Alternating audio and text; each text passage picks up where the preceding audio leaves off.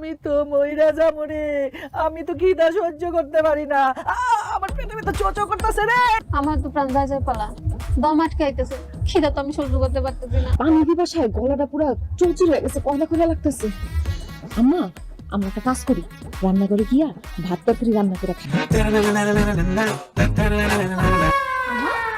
রান্না করে দেখি তালা দেওয়া, রান্না করে তালা দিল কে? রান্নাঘরে তালা আমি মারছি। আপনি আমগো রান্না করে তালা দিবেন কেন? রান্নাঘর খোলা থাকলে শয়তানে তোমাকে লাড়বো ছাড়বো।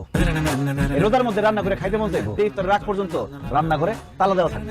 আসলে রান্না করে আমগো অন্য কাম আছে, হ জামাই, ও অন্য কাম আছে। অনেক জরুরি একটা ওষুধ রান্না করে আছে, এটা এখনই আমার খাইতে হবে, নাইলে আমার রোজা রেখে ওষুধ খাওয়া যায় না।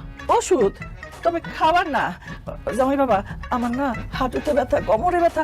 এই নেন, যত খুশি মলম মারেন। এই মলমটা তুমি কই পাইছো? যেখানে সবসময় থাকে সেখানেই পাইছি, শোয়ার ঘরে আপনার বালিশের পাশে।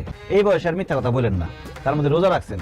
রোজা রেখে মিথ্যা কথা বললে রোজা হালকা হয়ে যাবো। ওযু করে সুন্দর করে ইবাদত বন্দী করে সময়টা কাটান। ইফতারের ঠিক আগে আগে চাবিটা দিমু, তারপর রান্নাঘর খুলবেন। ঘরেও তো খাওয়ানোর কিছু নাই। খুব তো ভালো ভালো দেখা বিয়া দিছিল না, টেলিফোনে বিয়া দিছিলাম, বুঝো ঠেলা।